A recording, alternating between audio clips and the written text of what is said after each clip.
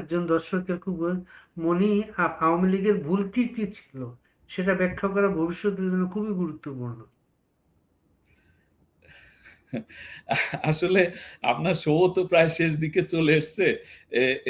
এত ভুল কি কি ছিল এটা আমার পক্ষে তো পুরোটা বলা মুশকিল, কিন্তু একটা মানে রাষ্ট্র পরিচালনার ক্ষেত্রে একটা জায়গায় আমি মনে করি যে একটা বড় ভুল ছিল, সেইটা হলো যেহেতু আওয়ামী লীগ একটা ঐতিহ্যবাহী দল, সেই সবচেয়ে পুরনো দল এবং আনডাউটেডলি এটা সবচেয়ে মানে এই যে মানুষ একটা হিসাব করে বা আমাদের সময় মানে আওয়ামী লীগের সময় হিসাবটা দিত যে এই যে হেফাজতের সাথে কেন খাতির পাতাইতে হবে, কারণ খাতির পাতাইতে হবে এত পার্সেন্ট হইলো ধর্মপ্রাণ মুসলমান, কিন্তু ভোট তো ওই ইয়েতে হয় না।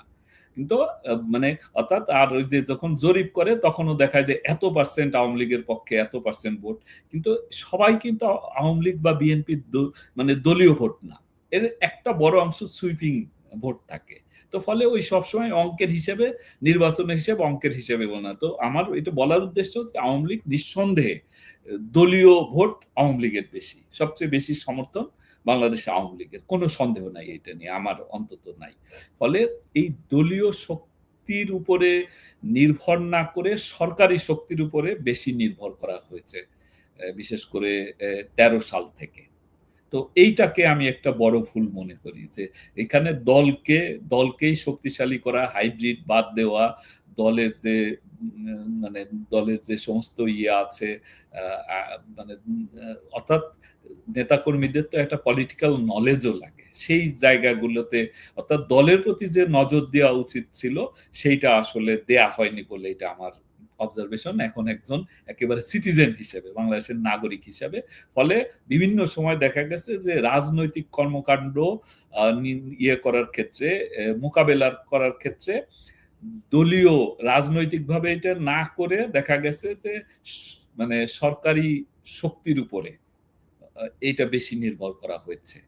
তো ফলে এবং গোয়েন্দা সংস্থার অনেক মানে গোয়েন্দা সংস্থাকে এত ম্যান্ডেট দিয়ে আসলে সঠিক হয় না এখানে।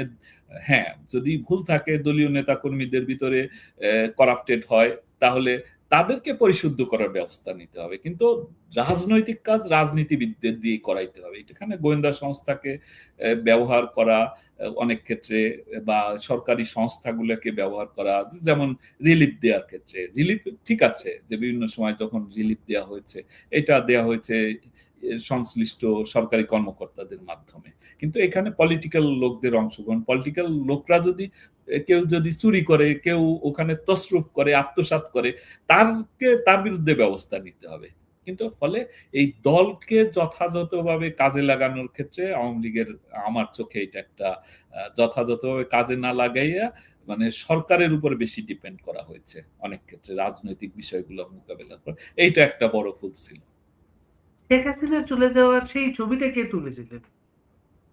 হেলিকপ্টার। এইটা আহ, এইটা আমি শুনেছি যে বিমান বাহিনীর একজন কর্মকর্তা এটা তুলেছিল, পরবর্তীতে তার চাকরি চলে গেছে এবং সম্ভবত কোর্ট মার্শালে জেলও হয়েছে, কারণ অন্যান্য কিছু ঘটনাও ছিল এটার ভিতরে, কারণ তার মোবাইল ফরেনসিক করে, ডিজিটাল ফরেনসিক করে এমন এমন কিছু তথ্য পায় যেটা আসলে নানা দিক থেকে এবং সেইটার ভিত্তিতে তার কোর্ট মার্শাল হয় বলে আমি শুনেছি এবং সে বর্তমানে জেলখানায় আছে। এবং সেই ছবিটা তো প্রথমে বিমান বাহিনীর একটা ওয়েবসাইটে প্রথম প্রকাশ পায়। বিমান বাহিনীর ওয়েবসাইটে ঠিক না, কতিপয় অফিসারদের একটা, এখন যেমন এই যে বিভিন্ন গ্রুপ আছে। ফেসবুক পেজে, কারো কারো ফেসবুক পেজে প্রথম। না, এইটা যেটা হয়েছে সেটা হলো মানে আমি যতটা শুনেছি যে প্রথমে যে ছবিটা তুলে সে কিন্তু দেয়নি, সে দিয়েছে তাদের গ্রুপে। তাদের গ্রুপ মানে একটা ক্লোজড গ্রুপ, কিছু অফিসার নিজেদের ভিতরে নানা রকম কৌতুক, তারপরে জোকস, অ্যাডাল্ট জোকস, এগুলো বিভিন্ন ছবি টবি শেয়ার করে ওইখানে। ওই গ্রুপের এক সদস্য পরে পরবর্তীতে এটা মানে লিক করে দিয়েছে। এবং তার সম্ভবত কোর্ট মার্শালে 8 বছরের জেল হয়। হ্যাঁ, আমিও সেরকমই শুনেছি, কোন একটা মিডিয়াতেও বোধহয় এসেছিল। আপনার মানসিক অবস্থা কি ছিল শেখ হাসিনা চলে যাওয়ার, এত দায়িত্ব পালন করলেন, সরকারের পতন হয়ে গেল, প্রাইম মিনিস্টার চলে গেলেন, আপনার মানসিক অবস্থা কি ছিল তখন? আমার মানসিক অবস্থা ওই সময় আমার এবং আমার পরিবারের নিরাপত্তাটা ছিল। যেহেতু মাননীয় প্রধানমন্ত্রী চলে গেছেন নিরাপদে, মানে বাংলাদেশের বর্ডার আকাশসীমা অতিক্রম করার পরে, তো এইটা তো একটা ছিল যে উনার জন্য তো আর কোনো মানে টেনশন করার কোনো, বা আমার যে দায়িত্ব সেই দায়িত্ব পালনের ক্ষেত্রে এসবির নিরাপত্তা, মানে যদিও এসএসএফ থাকে ১ নম্বরে কিন্তু এসবির কিন্তু মানে কোনো জেলায় যদি কোনো সমস্যা হয় কোনো ভিভিআইপির, দায় কিন্তু জেলার এসপির। তো সেই হিসাবে সেই দায়িত্ব আমার তখন আর ছিল না। কিন্তু আমার তখন আমার নিজের নিরাপত্তা, পরিবারের নিরাপত্তাটা ছিল আমার সবচেয়ে বড় কি বলে আপনার যে অভিজ্ঞতা কি বলে? শেখ রেহানাকেও সেই দিন কিন্তু নিয়ে আসা হয়েছে বাংলাদেশে। শেখ রেহানা, শেখ হাসিনা দুজনকে তো হত্যা করা হতো গণভবনে। এইটা ডক্টর ইউনূস সহ একটা অংশের পরিকল্পনাই ছিল যে এবং এটা পাকিস্তানেরও মানে আইএসআই এর ছিল যে তাকে মানে হত্যা করে লাশ নিয়ে একটা বিকৃত উল্লাস করা। ফলে গণভবনে আমি বলেছি আগের একটা শোতে, আবারও বলি যে ৩ ধরনের লোক গিয়েছে। একটা গেছে যে ওনাকে হত্যা করবে এই উদ্দেশ্য নিয়ে, কারণ তখন তো ওই মবের ভিতরে তো বুঝতেও পারে নাই যে উনি চলে গেছেন না আছেন, গণভবনে পাওয়া যাবে কিনা। তো একদল গেছে হত্যার উদ্দেশ্যে, হত্যা করে উনাদের লাশ নিয়ে ২ বোনেরই একসাথে পাবে। মানে যেহেতু ৭৫-এ এই ২ বোন আল্লাহ বাঁচিয়ে দিয়েছিল তারা বিদেশ থাকায়, তো এইবারে আর এই ২ বোনকে বাঁচতে দেবে না। এটাই ছিল এ এ একেবারে এই কিছু পরিকল্পনাকারীর উদ্দেশ্য। তো সেই ক্ষেত্রে তারা গেছে উনাকে হত্যা করার মিশন নিয়ে, জঙ্গিরাও এটার ভিতরে ছিল। আরেক দল গেছে জাস্ট লুটপাট করার উদ্দেশ্যে, যে ওই যে তাদের ধারণা ছিল যে ওখানে প্রধানমন্ত্রীর রুমের খাট, ফার্নিচার সব স্বর্ণের হবে। তারপর ওই যে শেখদের মতো উনার যে কমোড সেইটাও স্বর্ণ দিয়ে হবে এবং ডায়মন্ড পরে থাকবে বিভিন্ন জায়গায়। আর টাকার তো কোনো অন্ত নাই। ডলার, পাউন্ড, বাংলাদেশী টাকা বস্তা বস্তা পাবে। এই আশায় লুটপাটের উদ্দেশ্যে একদল গেছে। তো পরে তো দেখেছেন যে কেউ বদনা বালতি নিয়ে এসছে প্লাস্টিকের। তো এইটা নিয়ে ওখান থেকে বের এই হয়েছে। এইটা লুটপাটটা একটা লুটপাটটা টেলিভিশন গুলা লাইভ করার কারণে মানুষ দেখলো ওই একজন প্রাইম মিনিস্টারের জীবন কত মানে সাধারণ জীবন ছিল, কোনো দামি জিনিসপত্র সেখানে ছিল না কিন্তু।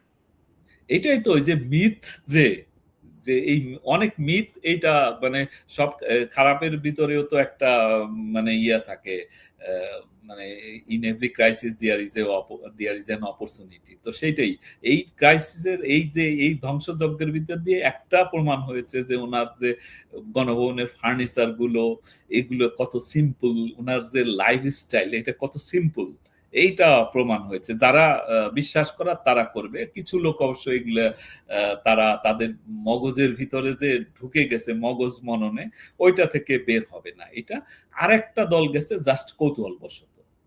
তাদের গণভবনে কখনো ঢুকতে পারে নাই, ওখানে কি আছে, কি থাকে, কি হয় এটা দেখার জন্য একটা। ফলে ৩ শ্রেণীর লোক গেছে। তো এক দলের প্রধান দলের পক্ষই ছিল যে উনাকে মানে মাননীয় প্রধানমন্ত্রী এবং শ্রদ্ধেয় শেখ রেহানা ২ বোনকে হত্যা করে এই লাশ নিয়ে উল্লাস করবে। শাইখ সিরাজের যে প্রতিবেদনটা, সেই প্রতিবেদনের মাধ্যমে গণভবনের খামারটা প্রথম মানুষগুলা দেখে এবং খামারটাই লুট হলো। এবং অনেকে মজা করে বলেছেন শাইখ সিরাজ আসলে সেই দিন রেকি করতে গিয়েছে। এইটা নিয়ে এইটা নিয়ে আমি মন্তব্য না করে আমি বলি যে এইটা বরং শাইখ সিরাজের এই প্রতিবেদন দেখে অনেকে মনে করছে যে অন্য জায়গার ভিডিও আইনে এখানে দেখাইছে গণভবনে প্রধানমন্ত্রী এগুলো করতেন না, এগুলা ওনাকে গ্লোরিফাই করার জন্য। কিন্তু পরবর্তীতে দেখা গেছে যে উনি নিজে আসলেই উনি ফার্মিং এর সাথে যুক্ত ছিলেন। এই যে আবার শেখ হাসিনা, এই যে তার বিরুদ্ধে একটা ফাঁসির রায় হয়েছে, আবার দেশে আসার কথা বলছেন, নিরাপত্তার মানুষ হিসাবে আপনি তার নিরাপত্তার বিষয়টা আপনি কিভাবে দেখেন? এইটা আমি আহ, আমি ধরেন যদি এখন এডিশনাল জিএসবি থাকতাম, আমি ওনাকে না আসার জন্য মানে করতাম, পরামর্শ দিতাম। মানে যদি আমার এটা দায়িত্বের ভিতরে থাকতো, যে কারণ হলো উনি উনার যে বিচারের নামে যেটা হয়েছে সেটা এক ধরনের মানে কি বলে যে ফার্স হয়েছে। এটা একটা ফার্স। এই যে এই আইসিটিতে এই মামলা এই আইনে মানে এই যে আইনের পরিবর্তন করে এই বিচার কাজটা ফার্স। এখানে ইনভেস্টিগেটিভ অথরিটি এইটা প্রতিশোধ পরায়ণ, তারপরে এখানে ফেয়ার ট্রায়াল হয় নাই এইটা, এবং মানে আওয়ামী লীগের কট্টর সমালোচক ডেভিড বার্গম্যানের লেখাগুলো পড়েন, সেখানেও কিন্তু এই আদালতের যে দুর্বল দিকগুলো, ফলে উনি ফেয়ার ট্রায়াল পাবেন না। দ্বিতীয়ত ওনার সিকিউরিটি থ্রেট রয়েছে, কারণ এখানে জঙ্গিরা যেহেতু দুইটা গ্রুপ খুবই শক্তিশালী, একটা হলো আল কায়দার এই ভাবাদর্শে উদ্বুদ্ধ আনসার আল ইসলাম, এবং এই যে নব্য জেএমবি অর্থাৎ আইএস। এর বাইরে আরেকটা আছে ডরমেন্ট শক্তি, যেটা এটা দেখা যাচ্ছে না, সেটা হলো হরকাতুল জিহাদ, যারা বারবার প্রধানমন্ত্রীকে টার্গেট করেছে, দলে প্রধানমন্ত্রী থাকা অবস্থায় এবং বিরোধী দলে থাকা অবস্থায় বারবার ওনাকে হত্যার প্রচেষ্টা নিয়েছে 21শে আগস্ট সহ। তারা কিন্তু অনেকে বের হয়ে গেছে, কারণ বিভিন্ন মামলা টামলায় এদের খালাস দিয়েছে, 21শে আগস্টের গ্রেনেড হামলায় খালাস দেওয়া হয়েছে, এদের অনেকে কিন্তু বের হয়ে গেছে। ফলে এদের একটা মানে কি বলে প্যাথোলজিক্যাল হ্যাট্রেড হইল প্রধানমন্ত্রীর প্রতি। তো এরা অর্গানাইজড। পাশাপাশি আমরা জানি যে বেনজির ভুট্টোকে যেভাবে হত্যা করা হয়েছে, সব নিরাপত্তা ব্যবস্থার ভিতরেও জঙ্গিদের কিন্তু এটা মানে এটার সঠিকই এটা বের হয়নি, কিন্তু ধরে নেওয়া হয় যে তৎকালীন টিটিপি এই হত্যাকাণ্ডটা ঘটিয়েছে, কারণ টিটিপি তখন নতুন জন্ম নিয়েছে, তো তারা তাদের কার্যক্রম দেখানোর জন্য এটা।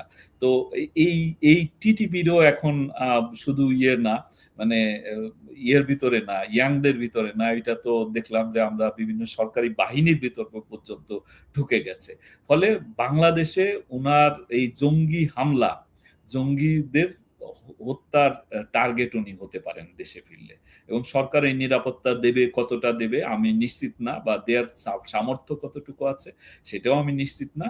ফলে আমি মনে করি যে ওভারঅল সিকিউরিটি সিনারিও, আর উনি ফেয়ার ট্রায়াল পাবেন না, অবজেক্টিভ ইনভেস্টিগেশন হবে না, ফেয়ার ট্রায়াল পাবেন না। কারণ পৃথিবীর ইতিহাসে এরকম আছে কিনা আমি জানি না যে মানে উপদেষ্টার নেতৃত্বে, তৎকালীন উপদেষ্টা আসিফ নজরুলের নেতৃত্বে, তার ইন্ধনে, তার এবং রেজওয়ানা হাসানের নির্দেশনায় মব ক্রিয়েট করে মানে চিফ জাস্টিস সহ অ্যাপিলেট ডিভিশনের সকল জাস্টিসকে পদত্যাগ করানো, পরবর্তীতে মব ক্রিয়েট করে নানাভাবে ইয়ে করে 20 জন জাজকে, হাইকোর্টের জাজকে চাকরিচ্যুত, পাশাপাশি নিয়োগ যারা হয়েছে নতুন নিয়োগ, এখানেও তো এদের ভিতর থেকেই দেখলাম যে সমালোচনা এসছে যে কারা কত ভাগে পেয়েছে, অর্থাৎ জামায়াতপন্থী কারা, ইয়েপন্থী কারা, বিএনপি পন্থী কারা, কারা অন্য দল থেকে এসছে, কার মাধ্যমে এসছে, এরকম নিউজ আমরা দেখেছি। ফলে উনি মানে ফেয়ার ট্রায়াল পাওয়ার কোনো সুযোগ বাংলাদেশে নাই। তো ফলে আমি একজন সিকিউরিটির একজন হিসেবে, অবসরপ্রাপ্ত কর্মকর্তা হিসেবে আমি বলি যে বাংলাদেশের যে পরিস্থিতি, ওভারঅল পরিস্থিতি, হ্যাঁ নেতাকর্মীদের আবেগ আছে, উনিও প্রচন্ড মানে আমার কাছে যেটা মনে হয়েছে উনার প্রচন্ড রকম মানে উনি এখন পর্যন্ত যাবেন এইরকম একেবারে দৃঢ় প্রতিজ্ঞ যে উনি ওনার দেশে ফেরত যাবেন, ওনার মাটিতে ফেরত যাবেন। কিন্তু 19 বার ওনার জীবন ওনাকে হত্যার প্রচেষ্টা হয়েছে। তো দেশে গেলে এই জঙ্গি গোষ্ঠী এবং পাকিস্তানের আইএসআই এবং অন্য প্রভাবশালী দেশেরও গোয়েন্দা সংস্থা ওনাকে হত্যার প্রচেষ্টা নিতে পারে, এবং সেটা সরকারি সংস্থা নিরাপত্তা আদৌ দেবে কিনা, বা দিলেও তাদের ক্যাপাসিটি আছে কিনা এটা নিয়ন্ত্রণের, সেইটার ব্যাপারে আমি সন্দিহান। আপনার কি মনে হয় ওনার এই বয়সে উনি মনে করছেন বা আর কতদিন বাঁচবেন, তার জীবনের বিনিময় হলেও উনি আওয়ামী লীগকে প্রতিষ্ঠিত করতে দিয়ে তিনি দেশে ফিরে আসছেন? না, সেটা না, উনি ওনার দেশের প্রতি, দেশের মানুষের প্রতি ওনার যে ভালোবাসা, টান, তো মানুষ তো কষ্টে আছে, কোনো সন্দেহ নেই। মানে মানুষ গ্যাস পাচ্ছে না, বিদ্যুৎ পাচ্ছে না, দ্রব্যমূল্যের মানে দ্রব্যমূল্যের ঊর্ধ্বগতি একটা প্রচন্ড জায়গায়, তো মানুষ কষ্টে আছে, এবং মানুষ তো ওনাকে ভালোবাসে, ওনাকেও ভালোবাসে। ফলে আপনি যে দেওয়ালের ভাষা তো আমরা বুঝতে পারি না, দেওয়ালের ভাষা বুঝেন, সাধারণ মানুষের বডি ল্যাঙ্গুয়েজ ধরে দেখেন, উনি এই সাফারিংসটা আমার ধারণা নিতে পারছেন না। তো সেই কারণে উনি এবং সাধারণ মানুষের তো এক ধরনের, আমি যে টক শোতে দেখতেছিলাম যে বলছে, একজন বলছে যে ও সরি, জিএম কাদের সাহেব বোধহয় একটা ইয়েতে বলছেন, শোতে বলছেন যে সাধারণ মানুষ বলে যে উনি আসবেন। তো বলছে আসলে কি হবে? উনি আসলে একটা কিছু হবে। অর্থাৎ এই যে তাদের যে দুর্ভোগ, সেই দুর্ভোগের একটা পরিবর্তন হবে, লাঘব হবে। এইটা সাধারণ মানুষ মনে করে। ফলে এই দেশের প্রতি, মানুষের প্রতি উনার যে কমিটমেন্ট, ভালোবাসা, এ সেইটা, এবং দেশের মানুষও তো চাচ্ছে যে উনি ফিরে আসুক। কারণ তারা তো এখন বলছে, যদিও এটা আমাদের একটা শ্রেণীর লোক শুনতেই পায় না। তারা তাদের বক্তব্যই বলে যাচ্ছে যে এই যে ইন্টারিমের সময় ছিল যে স্বর্ণযুগ, এখন এই যে ১৭ বছরে মানে এই বাংলাদেশের ইতিহাসে এত শান্তিতে মানুষ থাকেনি। এটা তো একটা মানে ন্যারেটিভস আছে। কিন্তু বাস্তবে মানুষের বডি ল্যাঙ্গুয়েজ দেখেন, মানুষ ওয়েলকাম করার জন্য রেডি হয়ে আছে। কিন্তু এই সমস্ত মানুষের ভালোবাসা, মানে নেতাকর্মীদের যে ভালোবাসা, তাদের যে আবেগ, কিন্তু সেইটার সাথে সিকিউরিটি থ্রেটস কিন্তু আছে, যেটা জঙ্গিদের মাধ্যমে, যেটা আমরা বেনজির ভুট্টোর সময় দেখেছি। তো ঐরকম পরিস্থিতি কিন্তু মানে এই বিষয়টা খুব মাথায় নিয়ে বিবেচনা করে সিদ্ধান্ত নেওয়া উচিত বলে আমি মনে করি। এটা কি কোনোভাবে আপনার বলার সুযোগ আছে তাকে? না, আমার সরাসরি বলার তো সুযোগ নেই। কারণ উনার নিরাপত্তা তো সবার আগে গুরুত্বপূর্ণ। হ্যাঁ, হ্যাঁ, নিরাপত্তার বিষয়ে তো আসলে কম্প্রোমাইজ করার কোনো সুযোগ নেই। এর মাঝে কারণ বিভিন্ন যে বলার চেষ্টা করছে যে নেপাল হয়ে পাকিস্তান থেকে ৬ জন, কেউ বলছে ৪ জন জঙ্গি অলরেডি বাংলাদেশে ইন করেছে তাকে হত্যা করার জন্য। না, আগে এগুলো হইতো। মানে আমরা দেখেছি কাজ করতে গিয়ে যে যখন ইয়ে ছিল, মানে বাংলাদেশে একটু কড়াকড়ি পিআইএ মানে পাকিস্তান এয়ারলাইন্সটা বন্ধ হয়ে গেল, ডাইরেক্ট ফ্লাইট বন্ধ হয়ে গেল। তখন দুবাই হয়ে, নেপাল হয়ে এই যে ফেক কারেন্সি আসতো, ইন্ডিয়ান কারেন্সি বাংলাদেশে, বা ইয়ে করতো। কিন্তু এখন তো সরাসরি আসে। এখন আর নেপাল হয়ে আসার দরকার নেই। এখন তো মানে যদিও যদি আইএসআই সমর্থন থাকে, তাহলে তো আর অন্য কোনো দেশে ভিন্ন নাম দিয়ে নতুন, মানে আমরা দেখেছি ফেক কারেন্সির ক্ষেত্রে যারা ধরা পড়তো পাকিস্তানি, তারা বলতো ওই রকমই, যে তারা কোথায় যাবে কি যাবে জানে না, হঠাৎ একটা কোনো এজেন্সি তাদের একটা পাসপোর্ট ধরাই দিল এয়ারপোর্টে এসে, এই যে আমাদের যেমন আদম ব্যাপারীরা করে, যে রিক্রুট এজেন্সি ওই যে এয়ারপোর্টে গিয়ে পাসপোর্ট দেয়। তো ওই রকম এরা একটা পাসপোর্ট দিত যে যাও তুমি এই এই এই ব্যাগ নিয়ে যাও। তো ওইভাবে আসতো এক সময়। তো ফলে এখন যদি আইএস এর পৃষ্ঠপোষকতা থাকলে তো আর আপনার ইয়ের দরকার নেই, এই নেপাল বা এত ঘুরে আসার দরকার নাই, সরাসরি ঢাকায় এসে নামার সুযোগ আছে। পাশাপাশি কন্টেইনার গুলো আসছে এখন, তো আগে তো কন্টেইনার চেক হতো প্রত্যেকটা, এখন তো ধরেন র্যান্ডম চেক হবে, হঠাৎ একটা চেক করলো। ফলে এর ভিতরে তো অস্ত্র-শস্ত্র আসারও সুযোগ আছে, এক্সপ্লোসিভস আসার সুযোগ আছে, যেটা পাকিস্তান সবচেয়ে উর্বর জায়গা হলো এই যে এই ধরনের ইয়ের জন্য, অস্ত্র, এক্সপ্লোসিভ তৈরির যে মানে টেকনোলজি এইটা। পাশাপাশি বাংলাদেশ থেকেও তো তাদের পুরনো লোকজন, হরকাতুল জিহাদ তো মানে পাকিস্তানের উদ্যোগেই তৈরি হয়, এবং সেটার তৈরিও মানে বাংলাদেশে ঘোষণা আসে ইয়ের ৯০ এর পরে, বাট এইটার কার্যক্রম তো ৮৪ সালে ওই যে আফগানিস্তানের লড়াই চলাকালে পাকিস্তানের সীমান্তেই হয়।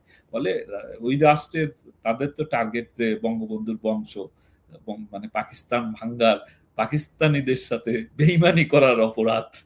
এই পাকিস্তান ভাঙ্গার অপরাধে এবং তার কন্যা আবার মনে করছিল যে ৭৫-এ সব শেষ হয়ে গেছে, কিন্তু কন্যা আবার একজন রাষ্ট্রনায়ক হিসাবে এই যে ২০ বছর বাংলাদেশ শাসন করেছেন, এবং বাংলাদেশে ক্ষমতায় ছিলেন, এবং পাকিস্তানের সাথে সম্পর্ক আমাদের তলানিতে গিয়ে ঠেকেছিল। ফলে এই প্রতিশোধ নেওয়ার জন্য তো তারা যথেষ্ট। তারা দরকার হইলে স্পেশাল ফ্লাইট দিয়েও বাংলাদেশে পাঠাই দিতে পারে টেরোরিস্ট। জামাত ইসলামীর আজকে যে উত্থানটা বাংলাদেশে, ইন্ডিয়াতেও নাই, পাকিস্তানেও নাই, এটাই কি তাদের সর্বোচ্চ, না আরো প্রচুর সুযোগ আছে? সরি, আমি মিস করে গেছি। জামাতে ইসলাম না? জামাত ইসলাম বাংলাদেশে এই যে উত্থান, যেটা বাংলাদেশে, যেটা ইন্ডিয়াতেও নাই, পাকিস্তানেও নাই। এটাই কি সর্বোচ্চ দেখুন, তাদের অবস্থান? হ্যাঁ, এটা ধরুন যদি মানে আপনি একটা সিনারিও নেন যে যদি আওয়ামী লীগ নির্বাচন করতো এবার, বিএনপি নির্বাচন করত এবং জামাত যদি নির্বাচন করতো এককভাবে, তাহলে ওরা 10 সিটের বেশি পেত না। এইটা আমার অ্যাসেসমেন্ট। কারণ এখন যেটা হয়েছে মানে এই ১.৫ বছর ইন্টারিমের সময়টাতে বিএনপির নেতাকর্মীদের কাজগুলো দেখা গেছে দৃশ্যমান ছিল। অর্থাৎ ওই যে আওয়ামী লীগের যে ভাইসেস গুলো ছিল, যে সমস্ত খারাপ কাজ ছিল, যে বিভিন্ন জায়গায় স্থানীয় নেতাকর্মীদের কিছু দৌরাত্ম্য ছিল, এই জায়গাগুলো দখল করে হলো বিএনপি। ফলে মূল ক্ষমতায় ছিল জামাত। কিন্তু এই যে মানে দৃশ্যমান কার্যক্রম জামাত ইসলাম পিছন থেকে করেছে। তারা বড়, বড় প্রতিষ্ঠান দখল করেছে। বিশ্ববিদ্যালয় ওই সময় দেখেন আপনার পাবলিক বিশ্ববিদ্যালয়, প্রাইভেট বিশ্ববিদ্যালয় বেশিরভাগ জায়গায় তাদের লোক ভিসি, প্রভিসি নিয়োগ দিয়েছে। ব্যাংকগুলো, ফিন্যান্সিয়াল প্রতিষ্ঠান তারা নিয়েছে। গুরুত্বপূর্ণ মন্ত্রণালয়ের সচিব বা এডিশনাল সেক্রেটারি, জয়েন্ট সেক্রেটারি তারা দিয়েছে তাদের পক্ষ থেকে। সব জায়গায় তারা দখলে ছিল। জুডিশিয়ারির একটা বড় অংশ তারা নিয়ন্ত্রণ করেছে। পুলিশের একেবারে তারাই ছিল, মানে পুলিশের যে পাওয়ার সেল, পাওয়ার হাউস, সেটাও ছিল জামাতে ইসলামের লোকজন। কিন্তু বাইরে এই যে বিএনপির ফিল্ড পর্যায়ের বিভিন্ন পর্যায়ের নেতাকর্মীদের দৌরাত্ম্যে, এই খারাপ কাজের কারণে একটা এন্টি ইনকামবেন্সি এবং ইনকামবেন্সি হিসেবে দেখেছে বিএনপিকে এক শ্রেণীর মানুষ। ফলে এই এন্টি ইনকামবেন্সির ভোটটা, এই সেন্টিমেন্টটা কাজ করেছে জামাতের পক্ষে। ফলে অনেক মানুষ যে কি দীর্ঘদিনের তাদের যেটা দাবি যে সৎ ও যোগ্য লোকের শাসন, তো তারা মনে করেছে যে জামাতে ইসলাম এগুলো করে না। কিন্তু জামাতে ইসলাম কিন্তু কলকাঠি নেড়েছে পিছন থেকে, এদেরকে লেলিয়ে দিয়েছে, এদেরকে অনেক ক্ষেত্রে ব্যবহারও করেছে। বা বিএনপির ভিতরে, হ্যাঁ, আওয়ামী লীগের ভিতরে যারা গুপ্ত ছিল, আওয়ামী লীগ, ছাত্রলীগ বা মানে আওয়ামী পন্থী যে পেশাজীবী গ্রুপগুলো ছিল, সেইখানে যারা গুপ্ত ছিল তারা আত্মপ্রকাশ করেছে। কিন্তু বিএনপির ভিতরে যে গুপ্ত অংশটা রয়ে গেছে, এবং এইটা আরো বেশি, আওয়ামী লীগের চাইতে অনেক বেশি আছে। তো এই গুপ্ত অংশ কিন্তু এখন পর্যন্ত আত্মপ্রকাশ করে নাই। ফলে এরা যেমন হেলমেট বাহিনী, ছাত্রলীগের কথা বলা হয়, তো ছাত্রলীগের নেতা তো এরাই ছিল। এই যে হাসনাত টাসনাত, তারপর সার্জিস, ওইদিকে ওই যে সাদিক কাইম টাইম, এরাই তো ছিল। তো তো এরা তো উস্কানি দিত। এবং দেখা গেছে যে এই ৫ তারিখের পরে যারা বিগড়াইছে, এদের এদের আক্রোশ ছিল এরা খারাপ কাজ বেশি করেছে, অর্থাৎ নেতৃত্ব দিয়েছে খারাপ কাজের। তো ঠিক তেমনি ভাবে বিএনপির ওই এর কারণে এন্টি ইনকামবেন্সি সেন্টিমেন্টটা ছিল জামাতের পক্ষে। ফলে মানুষ আর তো কোনো বিকল্প ছিল না, জামাতকে ভোট দিয়েছে। কিন্তু আমার মনে হয় যে এই জামাতের শক্তি আসলে এইটা না। যদি মানে একটা ইনক্লুসিভ নির্বাচন হতো, এখানে ৩ টা দল আলাদা, আলাদাভাবে নির্বাচন করত। অর্থাৎ আওয়ামী লীগ, বিএনপি এবং জাতীয় পার্টি, তাহলে সর্বোচ্চ 10 সিটস। এর বেশি তারা পাওয়ার মতো আ অবস্থাও ছিল না। এবং আমি যতদূর জানি ২৪ সাল পর্যন্ত তারা নির্বাচনে যদি অংশগ্রহণ করতে হয়, তাইলে তারা ৫০ টা সিটের ক্যান্ডিডেট ঠিক করেছে। তাদের ইয়েই ছিল যে মানে বিএনপির সাথে বার্গেনিং করে তারা ৫০ সিট নিয়ে বার্গেনিং করবে। তারপর যত কমে নেমে আসে। কিন্তু এইটা মানে ওই যে স্বপ্নে পাওয়ার মতো আরকি, বা লটারি পাওয়ার মতো তারা এই যে এবার যে প্রাপ্তি, সেটা তাদের লটারি প্রাপ্তি। এইটা জামাতের আসলে স্ট্রেংথ না। এখনো